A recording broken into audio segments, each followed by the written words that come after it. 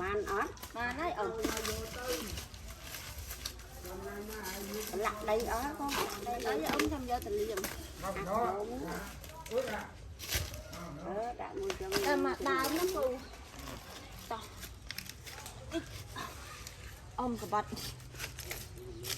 ông mai ông sơ sài bác ông ở này ngàyนี้คือนี่ខ្ញុំបានរមុខមហោបបានមួយមុខទៀតហើយគឺត្រីដុតជាមួយនឹងសតបចៃចាហើយនេះខ្ញុំបានទិញត្រីមកមួយយ៉ាងធំហើយចៃនេះគឺនេះខ្ញុំបានកាប់បានណាបងប្អូននេះកាប់ពីផ្ទះអ៊ំស្រីនៅជាប់នឹងខ្ញុំហើយយើងយកដើមចៃនេះស្នូលក្នុងយើងទុកស្លំជូរយើងយកសតបចៃខាងទុកយកមកដុតត្រីហើយគ្រឿងផ្សំយើងគឺត្រូវមានស្វាយដើម្បីធ្វើទឹកជ្រលក់បងប្អូនអ្វីដែលពិសេសនៅក្នុងត្រីដុតសតបចែកនេះគឺទឹកជ្រលក់របស់យើងតែម្ដងស្វាយយើងជាមួយនឹងប៉េងប៉ោះអាំងចា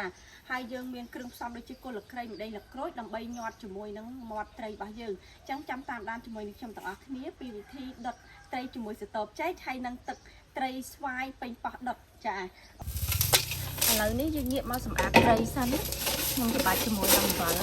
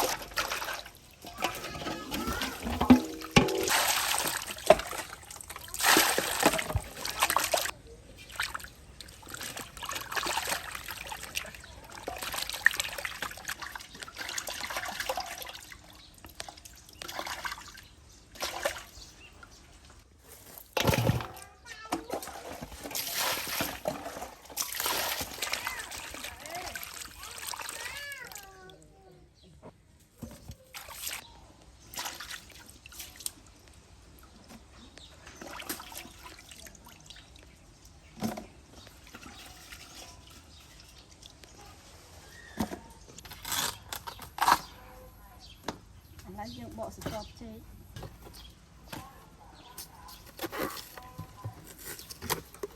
នេះ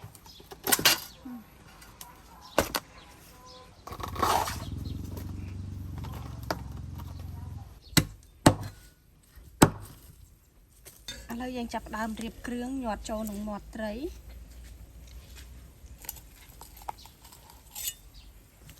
ម្ដេងហើយនឹងគល់លក្រៃបងប្អូនដាក់បាច់នេះដើម្បីកាត់ចម្អាបចាឲ្យមុខម្ហូបមួយមុខនេះគឺខ្ញុំរៀនបានពីអ្នកបន្ទាយមានជ័យនិយាយទៅនៅបន្ទាយមានជ័យគឺគាត់សបោត្រីអញ្ចឹងគាត់រកត្រីបានមកគាត់មានវិធីធ្វើត្រីហូបដូចជាបងស្រះចាប់បានពីបន្លាយអីចឹងគាត់ជួបជុំគ្នាបងសណាញ់បងអីចឹងគឺគាត់ចាប់ផ្ដើមរកវិធីណាងាយដែលមិនចាំបាច់ទៅទិញនៅផ្សារបងប្អូនអញ្ចឹងគឺដើមចេកនឹងនៅចិត្តផ្ទះកាប់យកមកធ្វើភ្លាមដុតភ្លាមញ៉ាំហើយពេលដែលយើងដុតយ៉ាងហើយយើងញ៉ាំទៅវាអត់ក្រៀមទេបងប្អូនប៉ុន្តែឆ្អិនដល់ក្នុងហើយវាមានទឹកដោមកល្អមែនតើចាប់ផ្ដើមរៀបត្រីយើងចាត្រីដាក់ដាក់ហ្នឹងមកហើយឆ្នាំហ្នឹងបងប្អូនបងប្អូនជីដូនមួយគឹមគាត់ប្របួលខ្ញុំទៅបូមស្រះចាប់ត្រីចាតែដោយសារខ្ញុំរវល់ពេកខ្ញុំអត់បានទៅហើយនិយាយពីត្រីវិញកាលពេលឆ្នាំមុនគឺគាត់ផ្ញើខ្ញុំមកធំមែនតើធំជាងហ្នឹងក៏មានដែរចាហើយបូមម្ដងបានចុងតោតណាត្រីច្រើនចាដោយសារពេលទឹកឡើងទឹកឡើងត្រីចូលទឹកស្រក់ត្រីនៅក្នុងស្រះរបស់យើងគាត់ជីកនៅក្នុងដីដោយសារដីស្រែនៅប្រទេសមានជ័យគឺធំចាចឹងពេលដែលគាត់រកបានគឺគាត់លុតដើមចេកបែបនេះបងប្អូនហើយមួយឆ្នាំគាត់ប្រមូលត្រីធម្មជាតិគាត់បានម្ដងចានៅពេលដែលខែប្រាំងទេគឺចាប់ផ្ដើមប្រមូលហើយ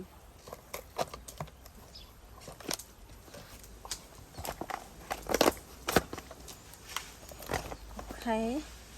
ដាក់យ៉ាងមកបងប្អូនពេលដែលយើងដុតទៅវាឆេះដើមចេកហ្នឹងហើយបងប្អូនឆេះឲ្យស្អីត្រីយើងពីក្នុងអត់អីហើយឆ្អិនល្អហើយសាច់វាស្ងួតល្អទៀតវាអត់ក្រៀមទេប៉ុន្តែវាឆ្អិនដល់ក្នុងហើយសាច់ត្រីយើងទន់ល្មើយឆ្ងាញ់ណាបងប្អូនអាចសាកធ្វើចឹងបានចាំមើលពេលដែលនេះខ្ញុំធ្វើហើយនឹងឲ្យជូនបងប្អូនទស្សនាហើយពេលខ្លះដែលយើងមិនចង់ប្រើរបស់គីមីឬក៏យើងអត់ចង់ទិញអីចឹងទៅបងប្អូនអាចងាកមករវិធីចាធ្វើមុខម្ហូបបែបធម្មជាតិនៅផ្ទះយើងបានដូចយើងយកស្ទប់ចេកមកអាំងត្រីអញ្ចឹងណាចាអញ្ចឹងទៅយើងអត់ចំណាយលុយទៅទិញអាលុយមីញ៉ូមឬក៏យើងប្រើអីផ្សេង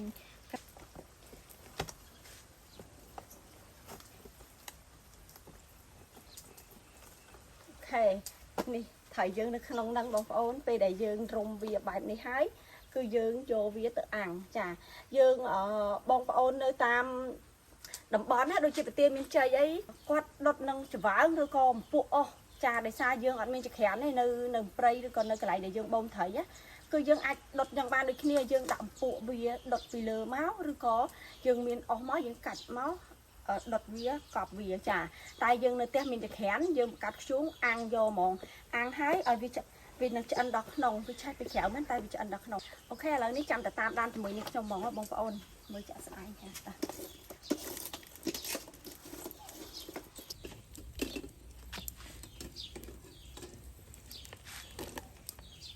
ដុតបែបនេះយើងចង់ភ្លើងឆេះក៏អត់បញ្ហាដែរឆេះបងប្អូនហើយយើងប្រែតាមនេះទៅចាហើយពេលវាឆេះទៅគឺវាឆ្អិនងុំដល់ក្នុងភ្លើងខ្លាំងក៏អត់អីដែរតែយើងអាសាប្រែចឹងដែរចាសម្រាប់ទឹកជ្រលក់វិញគឺខ្ញុំធ្វើដូចបងប្អូនអ្នកបន្ទាយមានជ័យដែរគឺត្រូវកោរយកពេញប៉ោះមកអាំងសិនចាហើយពេញប៉ោះអាំងនេះគឺយើងយកទៅដាក់ជាមួយនឹងជ្រក់ស្វាយរបស់យើងពេលដែលយើងអាំងបែបនេះយើងយកទៅច្របាច់ជាមួយជ្រក់ស្វាយធ្វើឲ្យទឹកជ្រលក់យើងញ៉ាំជាមួយត្រីដុតជាមួយនឹងស្ទបចេកកាន់តែមានរសជាតិឆ្ងាញ់ចាអញ្ចឹងយើងអាំងពេញប៉ោះនេះឲ្យវាទន់អាឡមឆ្អិនដល់ក្នុងចាត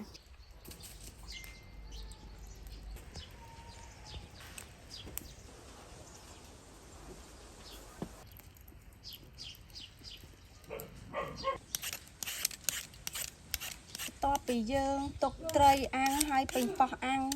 ចោលយើងងាកមកធ្វើជ្រក់ស្វាយចាចិត្តស្វាយឲ្យហើយគ្រឿងផ្សំខ្ញុំគឺមានស្វាយខ្ទឹមសខ្ទឹមក្រហមម្ទេសជីនាងវងហើយយើងនឹងយកពេញប៉ោះមកជ្រក់តាមក្រោយឥឡូវយើងសាប់ស្វាយទុកសិនសម្រាប់ទឹកត្រីស្វាយបើស្វាយយើងសបែបនេះគឺវាជូរហើយបងប្អូនអញ្ចឹងយើងមិនបាច់ថែមក្រូចឆ្មាមកចំណិតអីទៀតទេណាអញ្ចឹងយើង thua tập lụa do món nghề tập kêu xóm tay món tại bờ vai hiện tung có hiện có hóm dương cặp được thoi có nhưng thay của chma mình tình tình hai bên phải nhưng có miếng chết chu này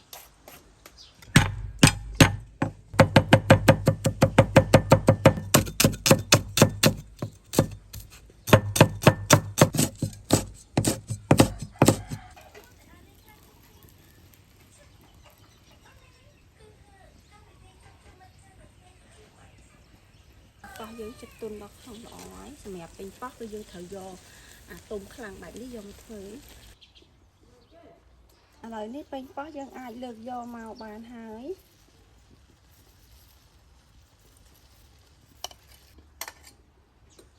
đã môi ní vì điều thông tục ở phía chân đó nồng lời ní dương nghĩa mà thưa tập cho lụa dương vĩnh hai ní bên bắc đây nhầm bàn đợt làm bánh mánh bởi dương vẽ xong đáy cho bạn dương màu có người ta nhầm ọt sớm đầy hả nhưng nhầm còn là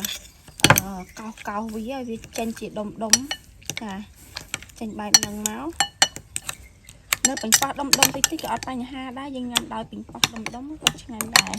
bình bắc bây đại dân vô tại đột giốngคือ mình khăn chui bát bị giang thì đó bằng ồn bình bắc thì mình khăn ở chui xa hai dây bây đại dân đột tới với chui của trong nham mỏ chà khăn đột đó hai tấm á nhầm lần đã xoay châu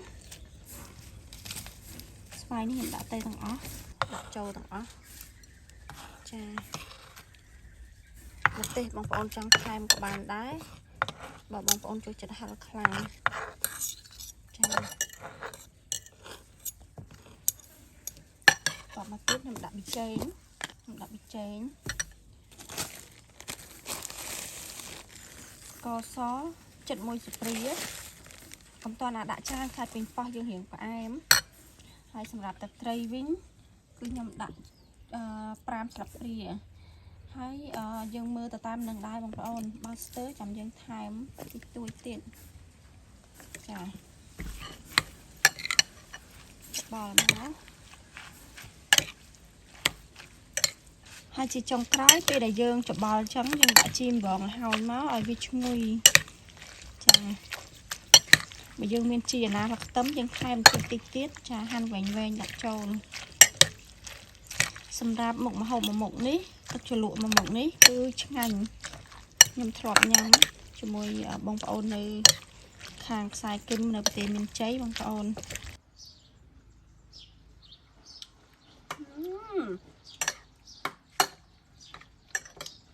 ngay nha bông ôn ở hai mấy tia đây hai bờ đốt chiết mình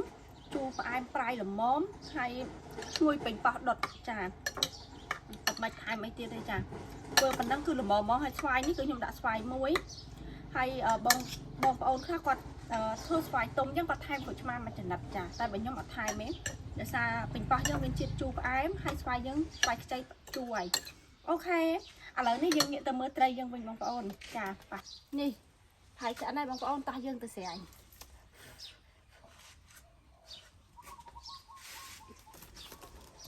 ui ngồi na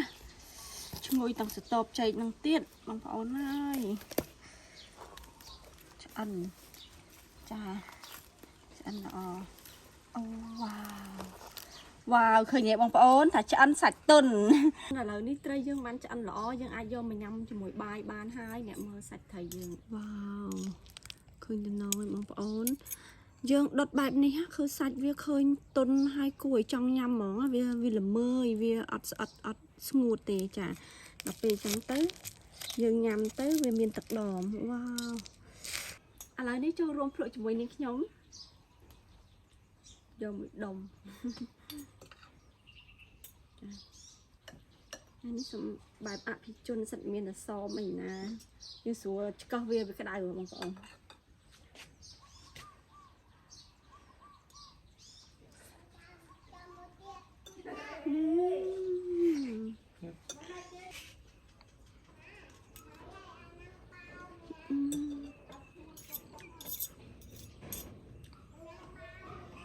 Mấy khăn nó bằng ơi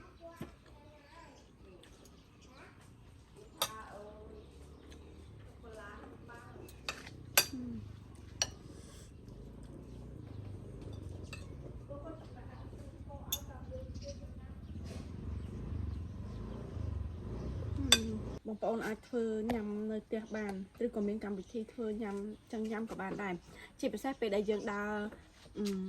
ស្ទូចត្រីរកត្រីហើយយើងត្រៀមទឹកជ្រលក់ហើយតាដើរនឹងបានដែរបងប្អូន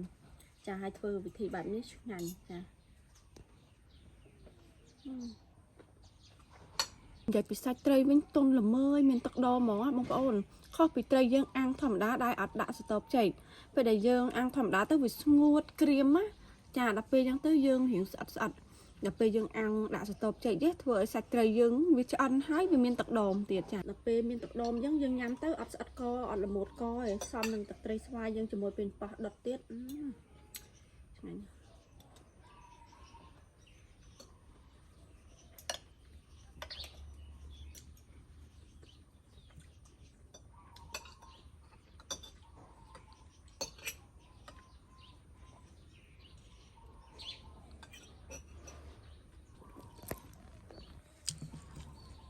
ឥឡូវនេះយើងដុតត្រីផ្ទក់ជាមួយនឹងស្តុបចេកនេះខ្ញុំនឹងធ្វើវីដេអូដុតត្រីទន្លេម្ដងបងប្អូនដូចជាត្រីកែងត្រីអីធំណាចាយកមកដុតនៅស្តុបចេកដែរមើលរសជាតិវាបែបណាចា